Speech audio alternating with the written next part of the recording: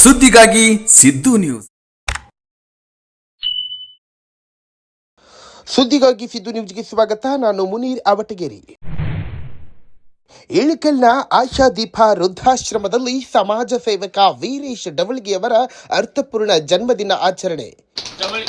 ವೀರೇಶ್ ಡವಳ್ಗಿ ಅಣ್ಣವರು ನಮ್ಮ ಮುದ್ದೆಬಾಳದ ನಗರದ ಸಮಾಜ ಸೇವಕರು ಹಾಗೂ ಒಂದು ಯುವಕರು ನಮ್ಮ ಆಶಾದೀಪ ಸಂಸ್ಥೆ ಮೂಲಕ ನಡೀತಕ್ಕಂಥ ನವಜೀವನ ವೃದ್ಧಾಶ್ರಮಕ್ಕೆ ಇಂದು ತಮ್ಮ ಹುಟ್ಟುಹಬ್ಬದ ಅಂಗವಾಗಿ ನಮ್ಮ ಆಶ್ರಮಕ್ಕೆ ಬಂದು ಅವರು ಧರ್ಮಪತ್ನಿ ಮತ್ತು ಕುಟುಂಬ ಸಮೇತ ಆಗಮಿಸಿ ಹಿರಿಯ ಜೀವಿಗಳಿಗೆ ಒಂದು ಅನ್ನ ಸಂತರ್ಪಣೆ ಮಾಡುವ ಮೂಲಕ ಇಲ್ಲಿ ಒಂದು ಉತ್ತಮವಾದಂಥ ಒಂದು ಸೇವೆಯನ್ನು ನೀಡಿದ್ದಾರೆ. ಹೌದು, ಮುದ್ದೇಬಿಹಾಳ ನಗರದ ಹೆಸರಾಂತ ಸಮಾಜ ಸೇವಕರು ಹಾಗೂ ಹಿತಚಿಂತಕರಾದ ಶ್ರೀ ವೀರೇಶ್ ಡವಳ್ಗಿಯವರು ಜೂನ್ 1ರಂದು ತಮ್ಮ ಹುಟ್ಟುಹಬ್ಬವನ್ನು ಇಳಕಲ್ನ ಆಶಾದೀಪ ಸಂಸ್ಥೆಯ ನವಜೀವನ ವೃದ್ಧಾಶ್ರಮದ ಹಿರಿಯ ಜೀವಿಗಳು ಹಾಗೂ ವಿಶೇಷ ಚೇತನ ಮಕ್ಕಳೊಂದಿಗೆ ಅತ್ಯಂತ ಅರ್ಥಪೂರ್ಣವಾಗಿ ಹುಟ್ಟುಹಬ್ಬವನ್ನು ಆಚರಿಸಿಕೊಂಡರು. ತಮ್ಮ ಜನ್ಮದಿನದ ಅಂಗವಾಗಿ ಶ್ರೀ ವೀರೇಶ್ ಡವಳ್ಗಿಯವರು ತಮ್ಮ ಇಡೀ ಕುಟುಂಬ ಸಮೇತರಾಗಿ ವೃದ್ಧಾಶ್ರಮಕ್ಕೆ ಆಗಮಿಸಿ ಅಲ್ಲಿನ ಕನಿಷ್ಠ 70ಕ್ಕೂ ಹೆಚ್ಚು ಹಿರಿಯ ಜೀವಿಗಳಿಗೆ ಸಿಹಿ ತಿಂಡಿ ಹಾಗೂ ಹಣ್ಣು ಹಂಪಲುಗಳನ್ನು ವಿತರಿಸಿದರು. 70ಕ್ಕೂ ಹೆಚ್ಚು ಹಿರಿಯ ಜೀವಿಗಳಿಗೆ ಸಿಹಿ ತಿಂಡಿ ಹಾಗೂ ಹಣ್ಣು ಹಂಪಲುಗಳನ್ನು ವಿತರಿಸಿ ಅನ್ನ ಸಂತರ್ಪಣೆ ಮಾಡುವ ಮೂಲಕ ಮಾನವೀಯತನ ಮೆರೆದರು.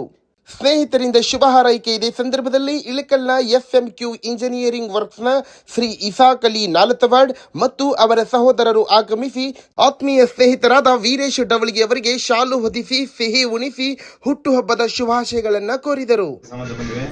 ಇವತ್ತು ನನ್ನ ಹುಟ್ಟುಹಬ್ಬ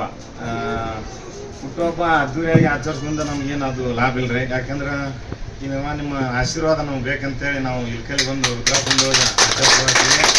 ನಿಮ್ಮೆಲ್ಲರೂ ಹಿರಿಯರ ಆಶೀರ್ವಾದದಿಂದ ನಮ್ಮ ಆಯುಷ್ಯ ಆರೋಗ್ಯನೂ ಗಟ್ಟಿ ಇಲ್ಲ ಅಂತ ನೀವು ಆಶೀರ್ವಾದ ಮಾಡ್ಬೇಕು ನಮ್ಗೆ.